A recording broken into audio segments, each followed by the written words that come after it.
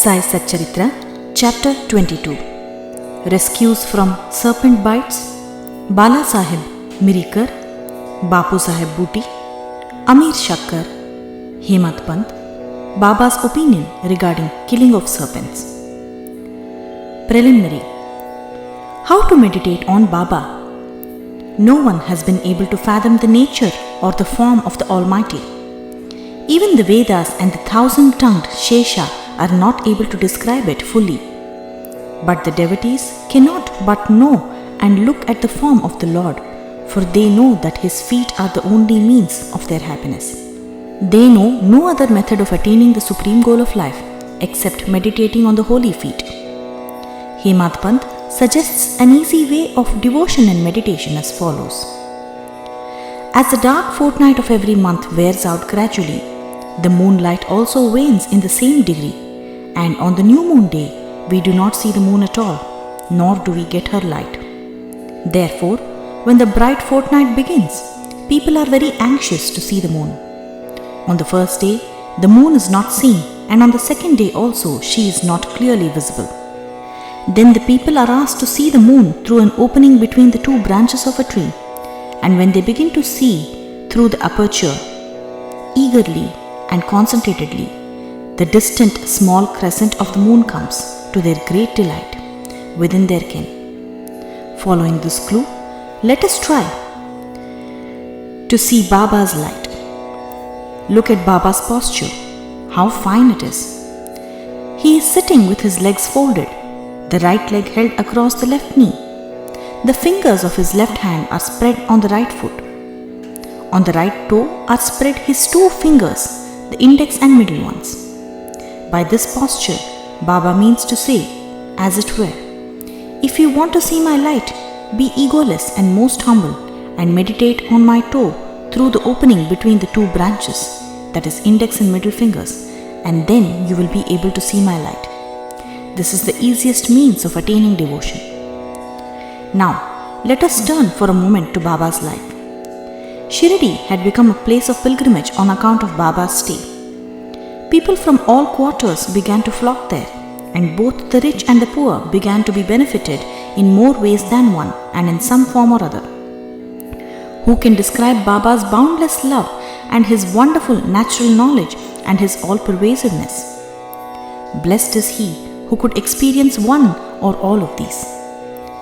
Sometimes Baba observed long silence, which was in a way his dissertation on Brahman. At other times, he was consciousness bliss incarnate, surrounded by his devotees. Sometimes he spoke in parables, and at other times indulged in wit and humor.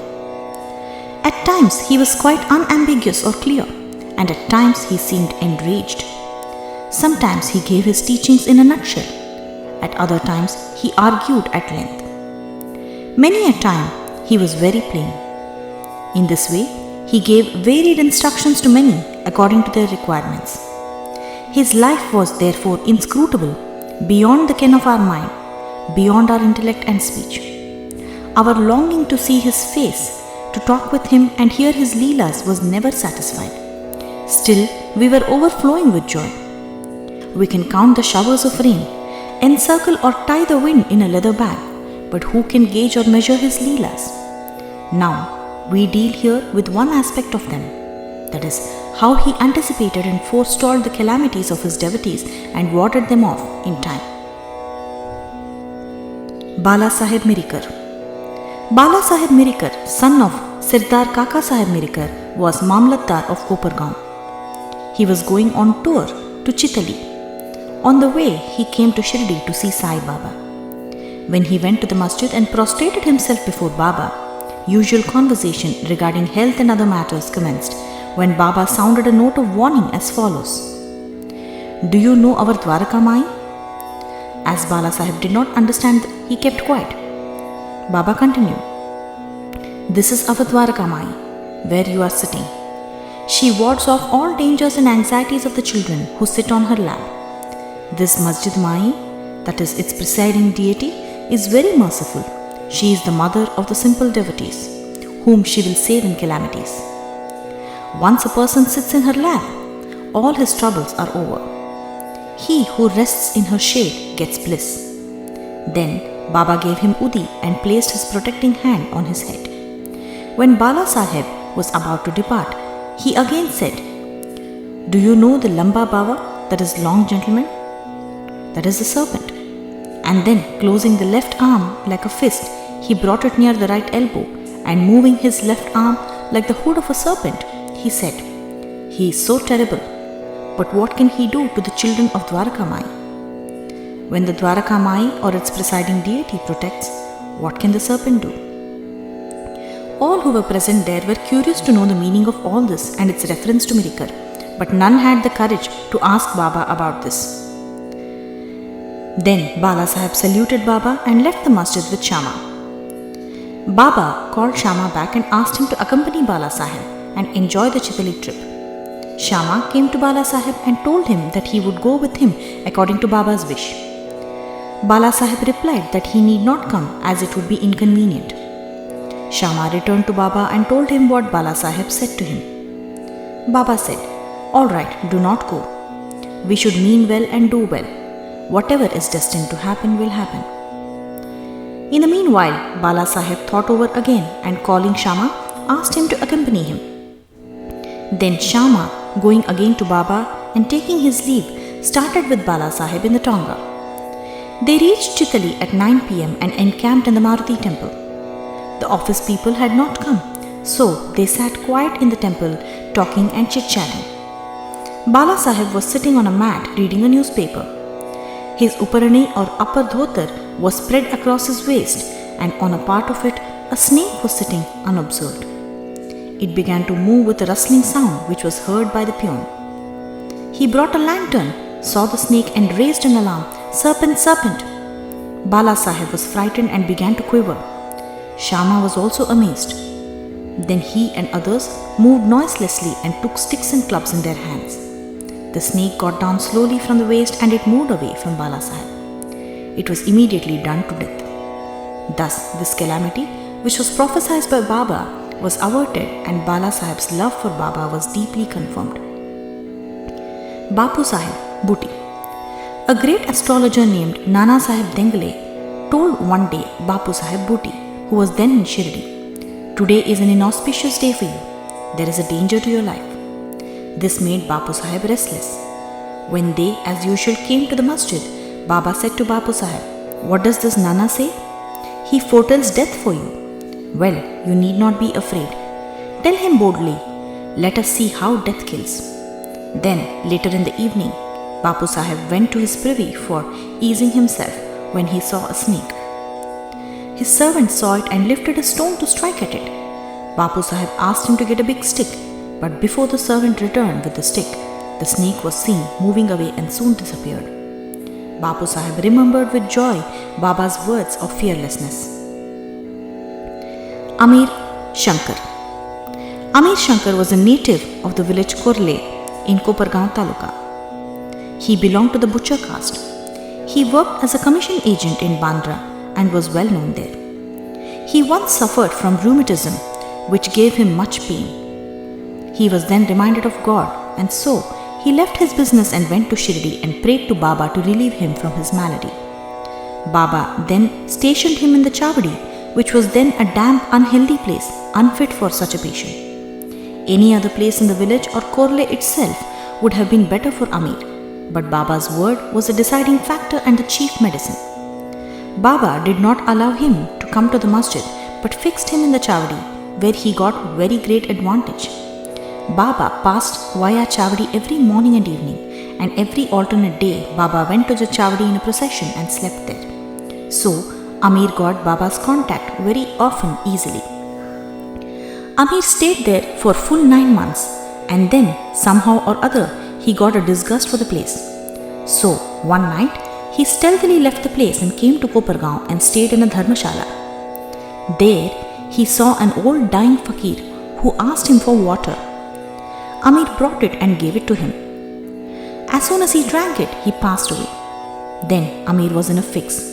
He thought that if he went and informed the authorities, he would be held responsible for the death, as he was the first and sole informant and knew something about it. He repented for this action, that is, leaving Shirdi without Baba's leave, and prayed to Baba. He then determined to return to Shirdi, and that same night he ran back, remembering and muttering Baba's name on the way, and reached Shirdi before daybreak and became free from anxiety. Then he lived in the Chowdi in perfect accordance with Baba's wishes and orders and got himself cured. One night, it so happened that Baba cried at midnight, "Oh Abdul, some devilish creature is dashing against the side of my bed." Abdul came with a lantern, examined Baba's bed but found nothing. Baba asked him to examine carefully all the place and began to strike ground with his satka. Seeing this leela of Baba, Amir thought that Baba might have suspected some serpent had come there. Amir could know by close and long contact the meaning of Baba's words and actions. Baba then saw near Amir's cushion something moving. He asked Abdul to bring in the light, and when he brought it, he saw the coil of a serpent there, moving its head up and down. Thereupon, the serpent was immediately beaten to death. Thus, Baba gave timely warning and saved Amir. Hemat Pant, Scorpion and Serpent. At Baba's recommendation, Kaka Sahib Dikshit was daily reading the two works of Sri Eknath Maharaj, that is Bhagavat and Bhavartha Ramayana, and Hemat Pant had the good fortune to be one of the audience when the reading of the works was going on. Once, when a portion from the Ramayana relating to Hanuman's testing Rama's greatness according to his mother's instructions was being read, all the listeners were spellbound. Hemat Pant was one of them. A big scorpion, none knew where it came from, jumped and sat on the right shoulder of Hemat Pant on his upparani or upper dhotar. First, it was not noticed, but as the Lord protects those who are intent on hearing his stories, he casually cast a glance over his right shoulder and noticed it. It was dead silent, not a bit moved here or there. It seemed as if it also enjoyed the reading. Then, by the Lord's grace, Hemat Pant, without disturbing the audience, took the two ends of his dhotar, folded them and brought them together, enclosing the scorpion within. Then he went out and threw it in the garden. On another occasion, some persons were sitting in the upper floor of Kaka Sahib's wada just before nightfall, when a serpent crept through a hole in the window frame and sat coiled up. A light was brought. Though it was first dazzled, yet it sat still and only moved its head up and down. Then many persons rushed there with sticks and cudgels, but as it sat in an awkward place, no blow could be dealt. But hearing the noises of men, the serpent went out hastily through the same hole. Then all the persons there felt relieved. Baba's opinion. One devotee named Muktaram then said that it was good that the poor creature escaped. Hemat Pant challenged him, saying that serpents should be killed. There was a hot discussion between them, the former contending that serpents and such creatures should not be killed, the latter that they should be. As night came on, the discussion came to an end without any decision being arrived at. Next day, the question was referred to Baba, who gave his settled opinion as follows. God lives in all beings and creatures, whether they be serpents or scorpions. He is the great wire puller of the world, and all beings, serpents, scorpions, etc., obey his command. Unless he will it, nobody can do any harm to others. The world is all dependent on him, and no one is independent. So, we should take pity and love all creatures, leave off adventurous fights and killings, and be patient. The Lord or God is the protector of all. Bow to Sri Sai, peace be to all.